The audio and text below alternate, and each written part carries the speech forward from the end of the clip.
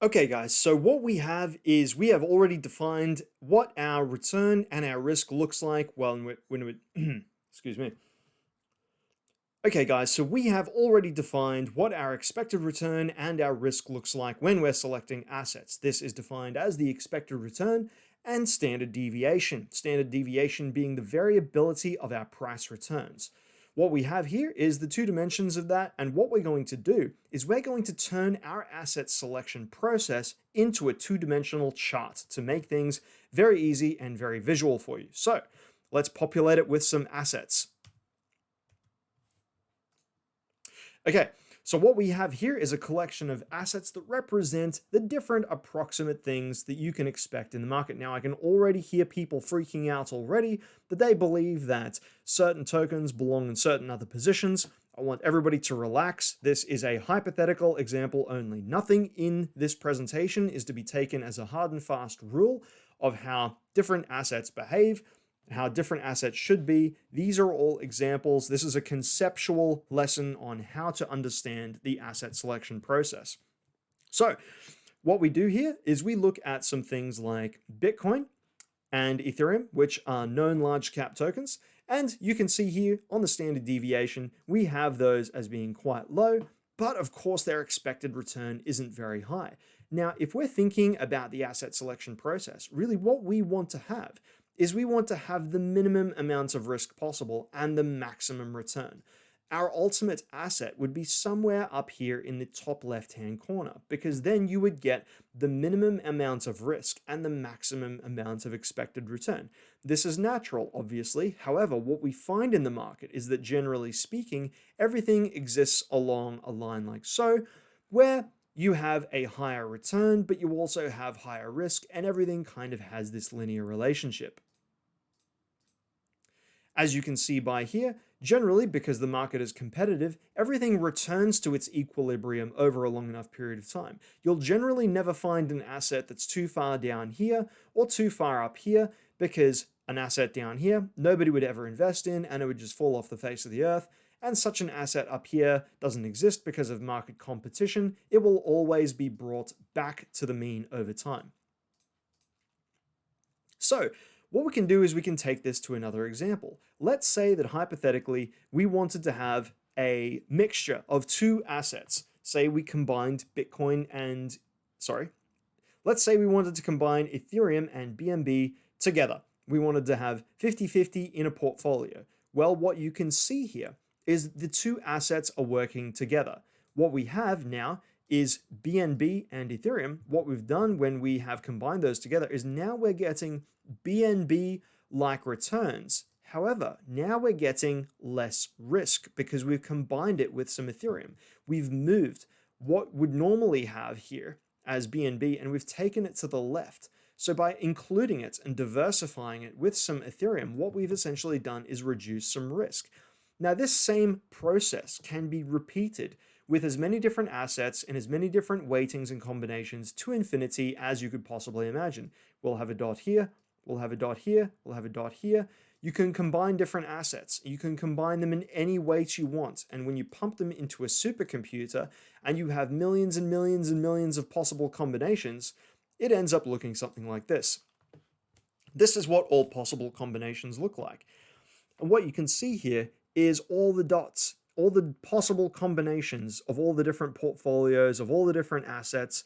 But there's an interesting bit of behavior that happens here. Notice how we have a line in which no asset can go beyond. It is like a limit to the performance that you can possibly receive by combining all of these assets. Even with a supercomputer, even with all of these different weightings and measurements, you cannot go beyond this frontier of efficiency. As for convenience, you can see that the different color codes show you the performance of these assets and the Sharpe ratio, but we will explore that in just a moment. So, correlation. The market is already highly correlated, so we will just suspend the idea of combining assets for the moment and concentrate on selecting individual assets as close to the frontier as possible. Now, this makes the most sense because we know that everything in the market oscillates together. Everything is very, very highly correlated. to find an asset that operates over the long term that isn't correlated with Bitcoin is basically impossible in the cryptocurrency market. Everything pretty much moves together. So this is a very, very big consideration when looking at modern portfolio theory and our asset selections. Keep this in the back of your mind. Okay, so what we have is we have already quickly discussed the efficient frontier. The efficient frontier is the frontier where no assets or any combination of assets can exist beyond. This is a limitation, so it doesn't matter what you try to combine, you can only get to the frontier if you really, really tried, and you couldn't really go beyond that. So the issue with cryptocurrency is that obviously with everything being so highly correlated, ultimately you would simply want to choose the individual asset closest to the efficient frontier. For simplicity, you wouldn't really bother too much with combining lots of other assets. You would just select one. Let's say, hypothetically, that with Bitcoin and Ethereum, they're very close to the edge of the efficient frontier over here. And this is somewhat true.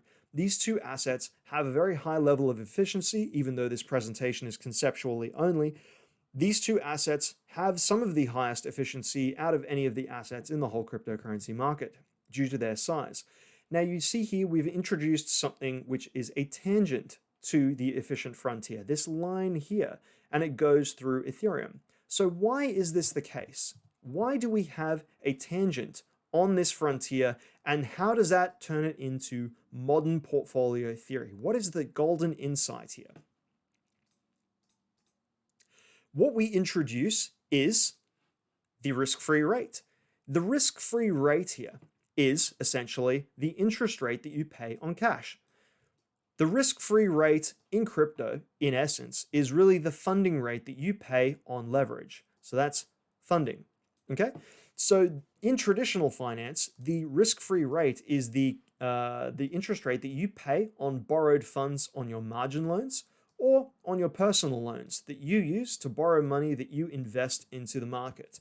Doesn't matter where you get the money from. Essentially, the risk-free rate is a concept. It's essentially the amount of money that you can loan or borrow at pretty much the bank rate. So what we can do with Ethereum. Now we take a line from the risk-free rate, whatever that is, on the expected return axis. It can be whatever percentage it is. And what we do is we take that line out and we make it tangent to the efficient frontier. This gives us an interesting insight. It actually rests against the point on the efficient frontier where you have Ethereum.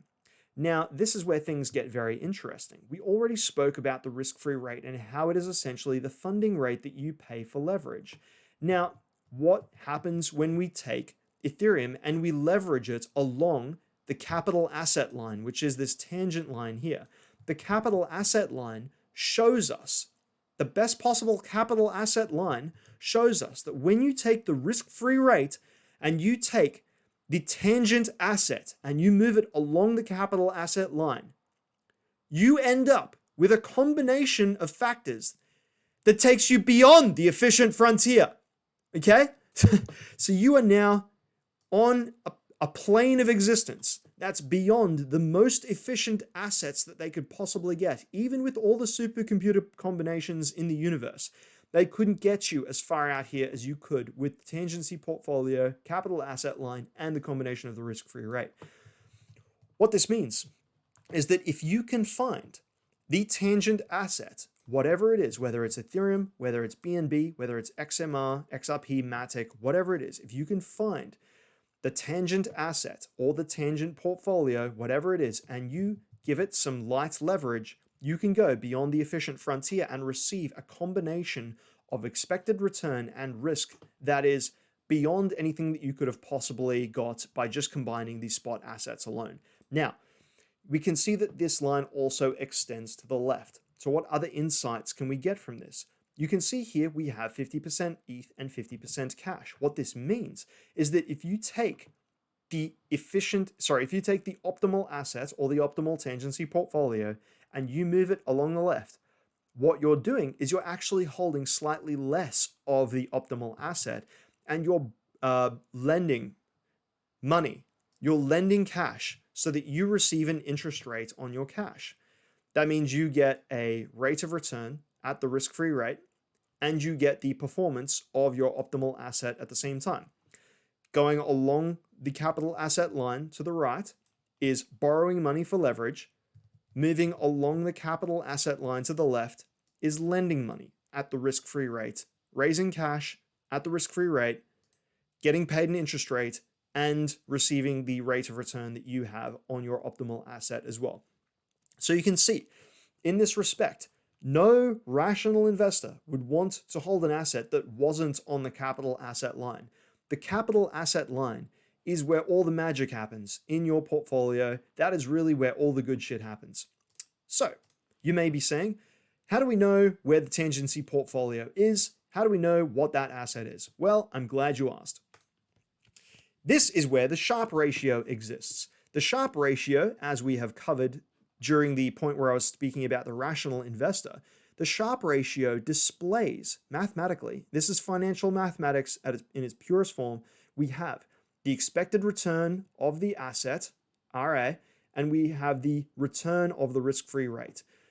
In most of the calculations, you can avoid the risk-free rate and just do the raw measurement between the expected returns and the standard deviation of the assets itself. You can just do this if you like. However, to do it properly, the proper way, you can also include the risk-free rate. But in my experience, it's not necessary for this particular calculation, as long as you understand this part of it. Okay.